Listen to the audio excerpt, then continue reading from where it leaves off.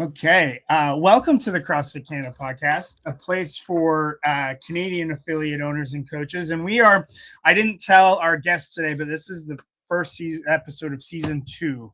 And yeah, big deal. And kicking it off with affiliate owner, games athlete, and all-around athlete, Joe Scali from Canada West. So, Joe, how we kick this off is you're going to introduce yourself, your affiliate, and I always like to do question of the day. And again, we're going to talk about the Open. And as this will go out, it'll be just after the first week of the Open. So I want to know if you have a favorite Open workout from throughout the years. So easy stuff first, name, affiliate, and then if you have a favorite Open workout.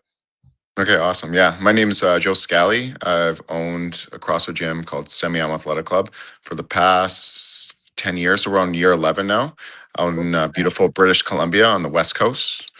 We've had no snow this year. I don't know how you guys down there in the East Coast are. You guys had a We've lot of actually snow? had a record year. Well, almost a record year from last year, but yeah, we've got all your snow apparently. Yeah, the mountains are pretty bare out here. I think we just missed winter. We're just like, hey, you know what? This year, let's just take it off. I'm okay with that. A little bit warmer. Yeah. So favorite Open workout. Wow, that's the tough question. My first one was in 2012. So I remember I signed up at a CrossFit affiliate. I think it was in December that year. And then the owner of Rocky Point CrossFit, he's like, "Hey, there's an Open thing." Well, what's that? He's like, "Well, after that, you qualify for regionals." I'm like, "What's that?" He's like, "After that, you qualify for the CrossFit Games." So I remember watching, like, I think it was a video of Graham Holmberg and Rich Froning competing. And that's the year I believe that Rich Froning lost to Graham Holmberg, 2011. Oh, was it the classic rope climb? 2010. Yeah. 2010 was the year Rich imploded on the rope climbs and Yeah. yeah. I remember watching that. I'm like, and I told the CrossFit owner at the gym, like, I think I can go to the games. And the guy starts laughing at me. He's like, "Do you know what a ring muscle up is?" I'm like, "Nope." "Have you done a rope climb?" I'm like, "Nope." "Have you ever did a handstand push up?" I'm like, "Nope." And so I was a couple months out. Yeah, I was a couple months out from the CrossFit Open, but I remember like doing 2 days, 3 days at that gym until I got all the movements down. Boom, Open hits, and I do the first workout, 2012. You remember that one? That was my first ever CrossFit workout, 7 minutes of burpees. That's what you like walk to a gym like, "Hey, we're doing 7 minutes of burpees today." I would have been walking out. So, and like owners like same, and it's like same idea. Then he's like, "Hey, the Open's starting today. You should sign up. First class, first ever workout." I'm like, okay. And so, but yeah, 7 minutes of burpees. That's my favorite workout just because it was my first introduction into the competitiveness of CrossFit. Yeah. And coming from like a competitive sports background my whole life and just recently retired from hockey, I didn't really have like nothing to really chase anymore. And I kind of felt a little empty. I didn't want to play hockey anymore. Beer league wasn't the same. I wanted to try something different. Um, CrossFit, that first workout kind of got me like hooked. I was like, I thought I was going to win the world. So I'm like, there's no way anyone's going to beat me. Like, and then I remember looking at myself on the leaderboard, just going down and down and down and down and down. I'm like, okay, I like this because there's a big goal here. I'm like, how are these people moving like faster than me? How these, I've been doing this my whole life. It was just a little bit different, right? I've been training since I was 13, and I was like, okay, I think I was only good at hockey because I was good at working out. But then you can't score goals in the weight room, apparently. So that's why I started working out for a living. So No, I think it gave me some purpose again, right? For the training aspect, and I loved it. It kind of like, having something to train for puts you in a place where, just a little, even like for someone that's never worked out before and doing like the Open, it makes them like, okay, maybe I shouldn't eat this today. Maybe I should sleep more. Maybe I should reduce my stress because I have the Open coming up on this weekend. So it gives them a little chance to kind of prepare, train mentally, even if their goal is just to get through or maybe do their first pull up. I think that, it keeps them accountable to, sleep, eat, and train on a regular basis just to do this Open every single year, which will add a lot of value, not just obviously to their scores, but like to their overall health, right? Yeah, and it's funny. It's interesting you say that because like I've thought about that in the past, but I haven't thought about it recently. Like if the base of the pyramid is nutrition, what the value of people like signing up for the open Mhm. and signing up early is like that reminder, and they're like, oh, maybe I'm gonna just eat a little Yeah, better. And for some people, eating better might actually mean just eating more, or like actually exactly. eating in a Feeling day, themselves. right? And then lo and behold, it's like, although maybe on the days of the open they're too nervous to eat, but it's like, oh, Mhm.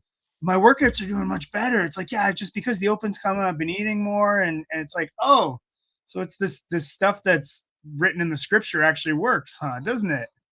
Yeah, no, it does. And then when you feel that the way you feel, oh wow, I feel better, like I just ate more, or I feel better recovered, my performance has gone up, or I slept more, or I didn't drink 12 beers on Saturday.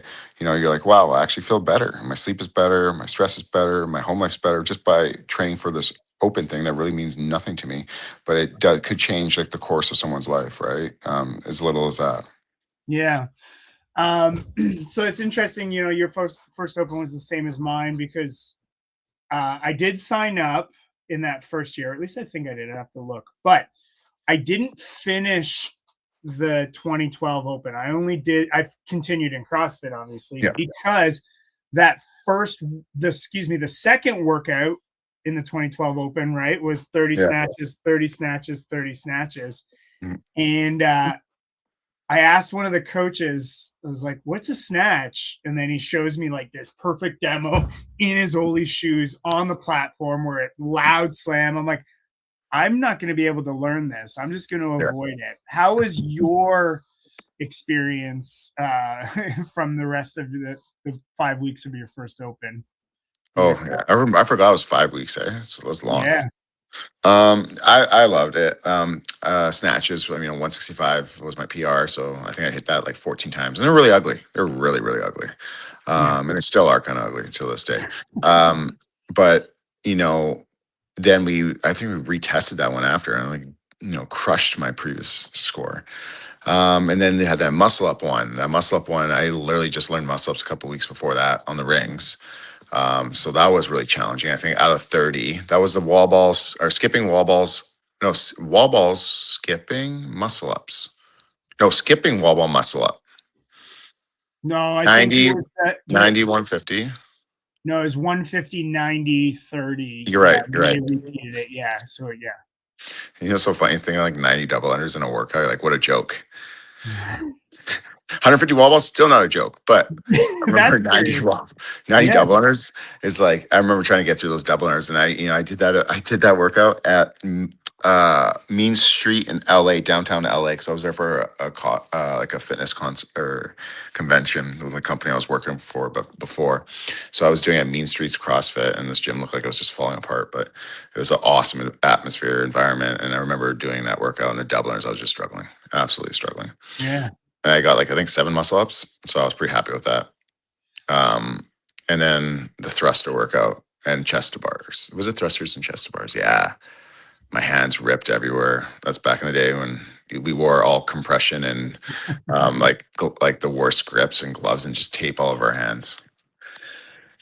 So, I think that was awesome. I think I qualified for regionals. I came like 60th out of 60 spots. So I Okay. qualified for the Richmond Oval. I almost came dead last there too. So in the snatch ladder, I remember watching Lucas Parker and Tyson Tasaki both like snatching 265, I think it was at the time. Yeah. That's all part of the ladder width. They just snatched the ladder. And I was sitting there at 165. I'm like, whoa, this is next Well, level. Maybe I'm not going to make the games this year. well, and I do like that is part of like what I do want to talk about, because without it seem like reminiscing of like the glory days, but knowing that the whole thing has evolved many times. But you you finish the 2012 competitive season, and Yeah. then what does that do for you heading into 2013, and especially because you mentioned two guys that maybe aren't as well known to like this new wave of CrossFitters, but out west, what you had Luke Parker, Tyson Tagasaki, two like perennial games guys. Nate Beveridge was still kicking around Yeah. in that, right? And then Robbie um, Paravid, Nate yeah, Beveridge. was Fikowski on the scene yet, or was he still in No, Australia he swimming? was still in Australia playing Okay. volleyball swimming. Yeah. And we'll talk about that relationship. So you what took you into the next year? Did you stay at the affiliate? Like, how did you at the affiliate you started with? Like, where did your life go into the next year? Yeah, I started. I was working downtown after that, so I moved downtown and I joined a gym called CrossFit 604 for the 2013, I believe, year. Man, wow, this is so long ago. And so, like I was saying, like you get pretty upset, especially coming from like an athletic background, like I did, and I felt like I lost a championship or anything like that, and it's all because of my readiness for the open because I didn't know all those movements. So I was like, okay, here's a checklist of how many movements I want to get better. But you take like that. I wanted to go in terms of the CrossFit game. That was my goal. Individuals on my gym are their goals like, okay, I'm mad because I was sick of the pull up bar, didn't do one pull up, and then the next year they come and do and like crush all those pull ups because they were so mad that they you know, didn't get all those pull-ups or didn't even get one and they're hoping for one and then the next year they train and they get one and then it's an awesome reward, right? Yeah. So for me was okay, I didn't get the result I wanted. How do I get the result I want, or how do I place better and chip away to get the game? So I knew now. I was like, okay, yeah, this is no joke. This is like really hard. This is not like I'll sign for the open, make it based on my athleticism. Yeah, like It's a I lot of mean, this skill. is easy. I can do this stuff. I'm gonna go to the game, sure. And like, I oh, remember, yeah, I remember Michael Fitzgerald from OPT. yeah, It was that what workout was that with the handstand push-ups? Elizabeth? Is that Elizabeth? No, yeah. Diane. Oh, Diane. Regionals Diane. Jason Kane did it in 2:12. Everyone did it like super fast and it took me 10 minutes. If you told me to do that now, it's like what a joke of a workout. Like, but like for me, like now it's like, wow, look how much like, fitter I've gotten when I redid that work. Cause I was failing my handstand push-ups and everyone was kind of cheering me on at the end. So I was the last place guy. And almost all the workouts, I was kind of like coming in last place. And it, lit a fire under my butt to make sure next year I didn't feel like that again. yeah. And that's, I mean, like that is what's cool about that is like if we say like our needs differ by degree, not by kind, talking about the squad, it's like, well, like Mhm. competitive, you don't have to be competitive to do Yeah. the open. It's what it does, and it gives like purpose and sets the tone like for the rest of the year. Like, hey, there's a moment where you can sit and struggle and wallow, and guess what, you have a whole year to get better at this thing, and just the way to get better is to do the thing you've been doing that got you to this point, only with some new focus. Yeah. And so 2013 happened, and then one of the things that I did want to talk to you about is because I'm pretty sure you guys were the originators of the open punishment. Mhm. Is that correct? You, Brent Fikowski, and Mitch Barnard start because open punishments now with the new kind of Yeah. bro fellas, but you guys were the originators. Is that right? Oh yeah, I think so. I just I don't know what it started from, but it was just like us just trash talking each other online and doing the first regionals against each other together, and it kind of like it was like the open punishment made you like train even harder because you don't want to do those stupid things. Yeah. I remember like getting egged at Rocky Point CrossFit when they did an open announcement there, like a Canadian one. I think CrossFit Canada back in the day by Reebok. I don't know. Came to a gym, Rocky Point, and we did a little punishment there, and I got egged by like a lot of people in water balloons at me. So Do it you was fun. remember what workout that was that you Oh, that you lost that on? handstand push-ups and power cleans, 3 3 3, and it goes up. The handstand Oh, push-ups go okay. about three, and the Yeah. power cleans stay at threes for one more round. It was pretty cool. I like that workout. It's a handstand push-up workout, and I'm not very good at them. Still not that really good at them. That was a fun workout, but I think that like trash talking was kind of like it's just like fun to kind of like help motivate us to not lose, and all sports are like that kind of thing.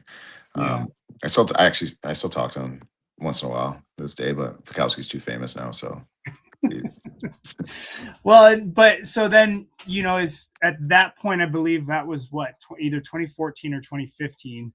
yeah, Um, and but now you guys have developed this camaraderie that kind of started probably what at regionals, and yeah, then you kind of like stay friendly with folks, and whatnot, but it developed into something. And so how did you guys all like kind of in the West, like keep on top of each other, but then like also use it to motivate each other to like push your training? Yeah, in 2013 or 2014, they only gave us 2014, 2015, I believe, is they started reducing the spots Can West could have, right? Yeah.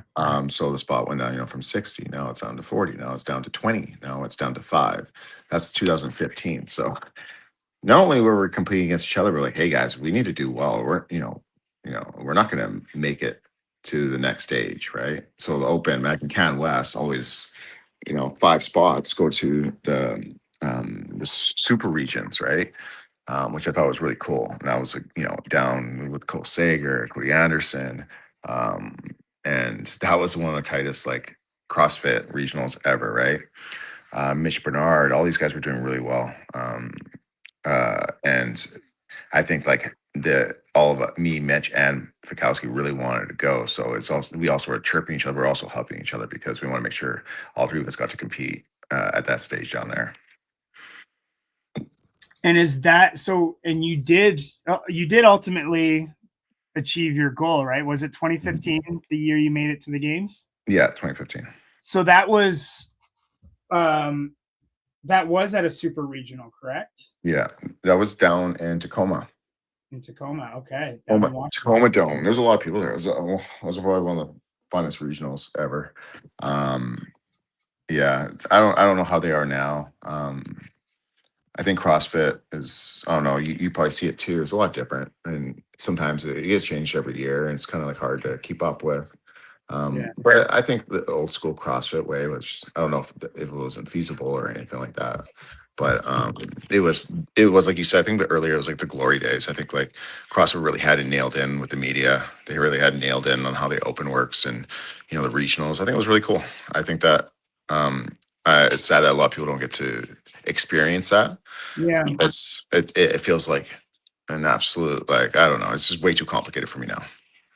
Way too complicated how it works. Like if you go here, like last year I got invited to a sanctional in which one that one's called.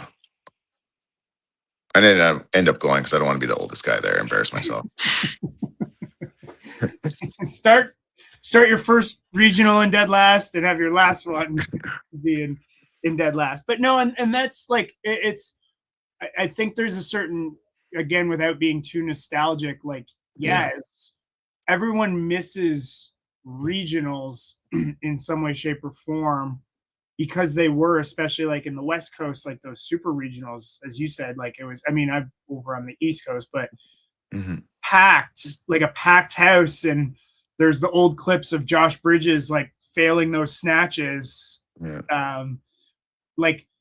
But part of it was because there was a little bit more, I feel like, connection going on amongst the affiliate owners, amongst the athletes. Like we all had less resources, but there was way more connection. And that was still true over here in like Canada East and in Ontario. And, PT and all those guys had their groups here. So I feel like, as you say, like you wish like some of the people who are just getting into CrossFit could experience that. But as such as the times. But I'm curious, talking about like, your first regional to now, like you got your games ticket. Like what do you, looking back now, what do you recall about that regionals weekend where you punch your games ticket? Like what comes to mind from that experience? Oh man, I won by 1 point over Cody Anderson. Fikowski was 1 point behind him. I think Mitch was 1 point behind him. Everyone was 1 point behind someone. I was 1 point ahead behind third place or fourth place. I was 3 points away from first place. It was the closest like thing. I remember you should see the scorecard. Everyone's just standing there. No one had any idea who made it. And it was pretty unreal moment because that's something I like since 2012 I trained my ass off for. And a lot of people said I couldn't do it, and I was like, I think I could. And it just shows like what hard work and dedication does. And that was probably, I played a lot of hockey growing up and have had a lot of really good experiences there. It's probably one of the tops right there. 2015 for sure. in my athletic career. I mean, I didn't do the best at the CrossFit Games. I didn't really know how hard it was. Not saying like the regional wasn't hard or anything like that. It was just a different game. Too many like nerves, so much excitement, not properly fueled. You know, I came in as a rookie and I showed I was a rookie on that stage, but I had fun and I wouldn't change anything. If we had a better media team, because it was just me and a budget, you did have a pretty famous blow up in one of the events. I think you posted on your social media years ago. But Pat Sherwood said in one of the old games documentaries, is like, you don't realize how fit you have to be to come last at the CrossFit Games. And like, how much did that resonate with you? And like seeing that, like, you fight your ass off, you get to the top of this West Coast super regional, and then you get like where everyone's together. It's like, holy shit, this pond just got a whole lot bigger, and so did the fish in it. Murph, 40 degree weather. I think it was like 40s degrees. It was probably the hottest thing ever. Like the bars melted your skin off your hand. The bars were so hot, right? I remember looking at my hands and all my skin was off it, and like pull up like 25 just 'cause it was just so hot. It was like burning. The push-ups on the turf. We had no water. If you went to go get water, you would have to just get disqualified. So you just like laid on there. I think I stole Noah Olson's water. I remember walking over a couple lanes, grabbing his water and slugging it. And some was yelling at me. I didn't even pay attention to them. And that was just one of the workouts. We also had a snatch ladder that day. We also had heavy DT.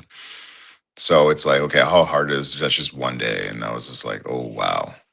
It's probably one of the hardest days, I think, in my CrossFit career. I think that just really broke you down. So, oh man, we had the tennis stadium, that sandbag workout, and it was just so hot. And we had that swim one. We had to swim around a pier, then grab a paddleboard, go on your stomach and prone paddle. This is before Murph, so imagine how messed up your arms are. Go all the way around. I think it was 1 mile on a paddleboard, and go back and go back for a swim around the pier.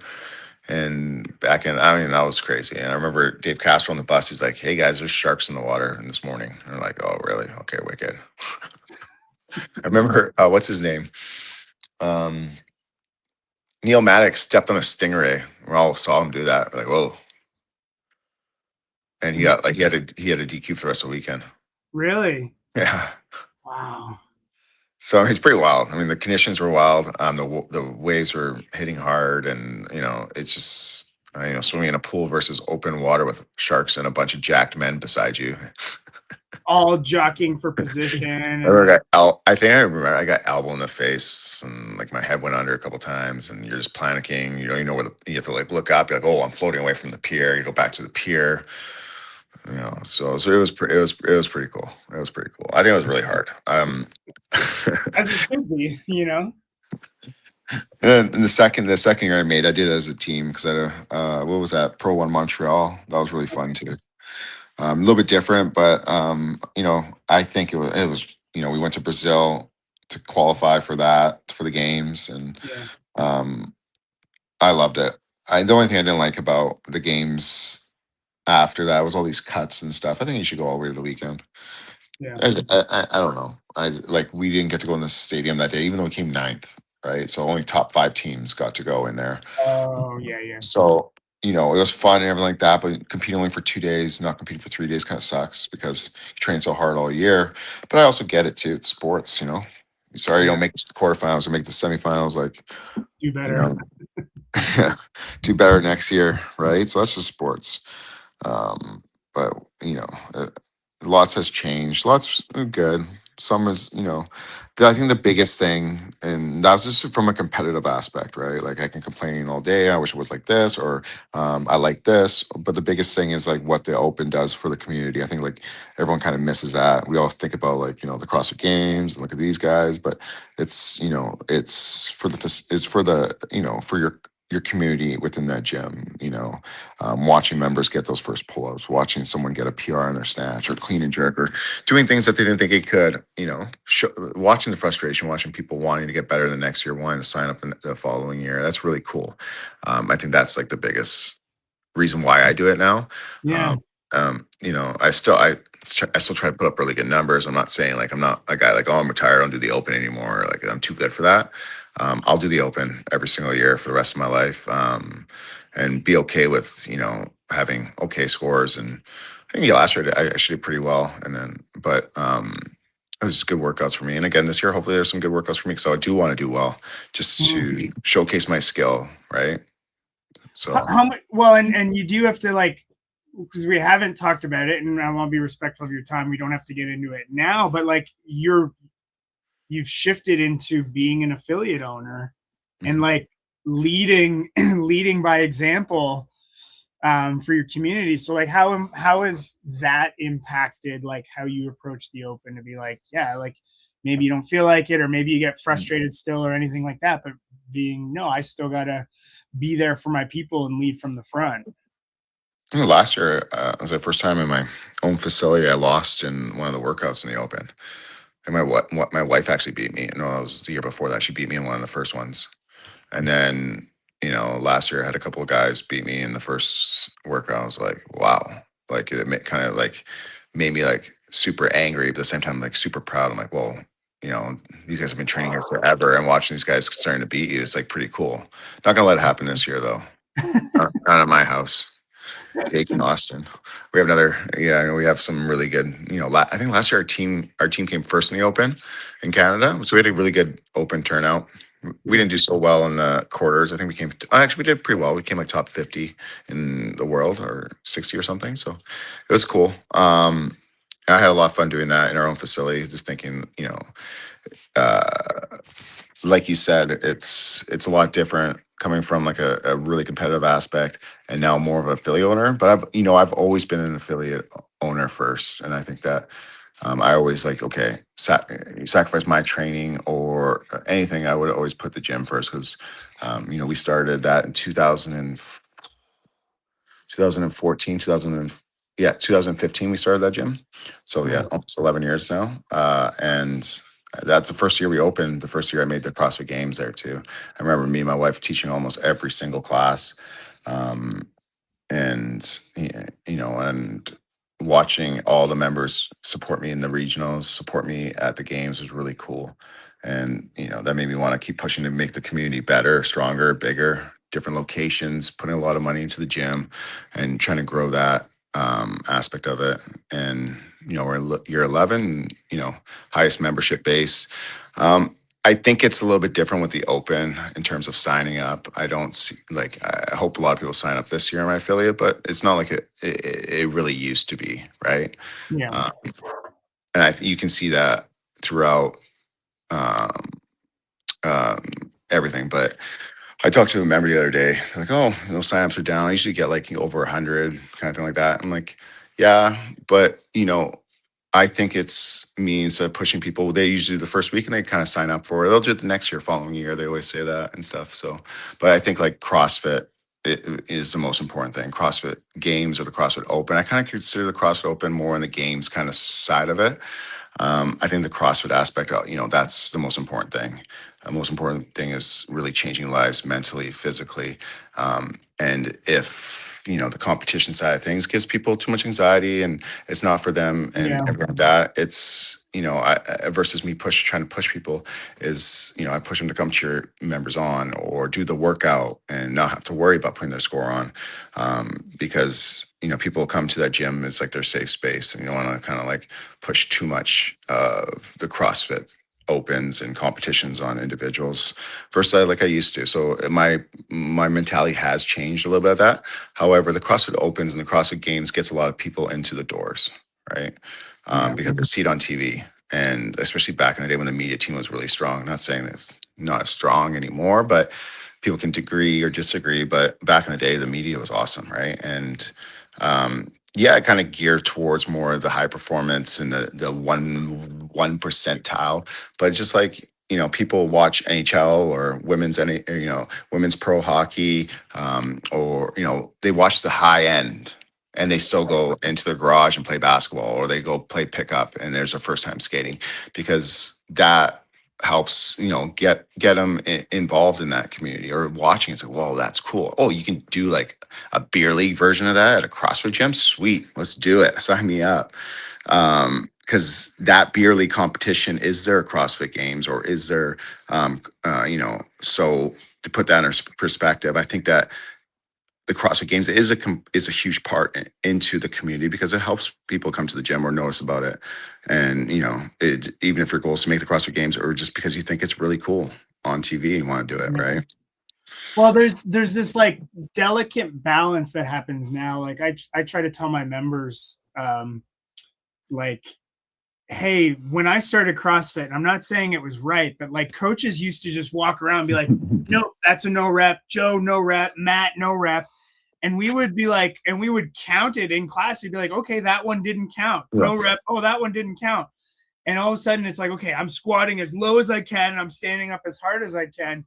And I'm getting results from doing that. And we don't do that in class anymore, but something about the open that just gets people to push that extra gear that they didn't know they had, that we don't necessarily need to pull out of them in a class, but then they do it in the open and they're like, oh, I see what you're talking about now. And it kind of, again, whether they submit a score or not is not as important as just the people cheering them on and pushing that extra gear. Yeah, and a lot of people that do, like we do run it all day long in the classes, right, on Friday. And we have 300 members. It's like, okay, maybe 200 of them are not even doing the open, but they're going to do the workout and they're going to get judged and they're going to go all the way down and they're going to have fun. They're going to have a great time. They're not going to put the score on the board, but they'll have that intensity in that day, like you just said, right? And they'll get that extra depth, or because they're going to get no rep, right? Yeah. So then they kind of realize, wow, it's a lot harder doing that, like all the way down. Like, yeah, it is. But so no, I totally agree with that. And the whole is totally like even offside subject, but then a lot of people in our gyms started getting into high rocks this last year, right? Sure. It's just an event space which gets people to compete, and it was really good. Now they're like, okay, what's the next competition or anything like that? And for high rocks or for the CrossFit Open, like I had a bunch of people in my gym recently signed up, let's say like 40 of them. They're like, oh, we're gonna do high rocks. And so we do high rocks. And he's like, what's next? I'm like, CrossFit Open. They're like, oh, wicked. They signed up for that. It's just, and those are like, some people that just need competition. I'm like, oh, I'll give you all the competitions you want. So, and it kind of gives them a taste of, oh, wow, this is a lot different than high rocks. I'm like, yeah, like, no offense to high rocks, but it's, I didn't feel like I did the open WOD yesterday. I also did high rocks too. And me and the manager, we did the high rocks pro doubles. We got like 58 minutes, and it was hard, but I was like talking after, like it wasn't like crushing. I did which one was it? 21 down to 3 burpees over the bar and thrusters yesterday. Okay. I remember like looking across the room at one of the coaches, Gracie, and she's like, "Well, you don't look good." I had like this spit just dripping down my face. I couldn't breathe. I had to run outside and just lay down on the grass. I was gagging and I had a terrible time. I think I did like, for me, because I remember I did sub 10, but I did like 10 something yesterday. I'm laying down and I'm just rolling around. And like, how is that? And it was only 10 minutes. And high rocks was 58 minutes. I'm like, this is like the worst workout I've ever done. I can't move. Right. And then you do like something like that. You're like, oh, it's okay. It's not that bad. So it's just like a different level.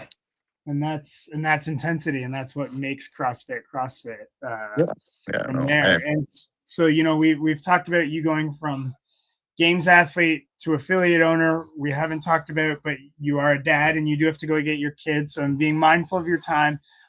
So as we're recording this, it's the Tuesday before the open on Thursday. This is going to go out the Tuesday after the first open workout. So let's see if Joe, you have your crystal ball. Last question, you have your crystal ball. Do you have any, as a seasoned veteran in the game space, do you have any predictions for the first workout?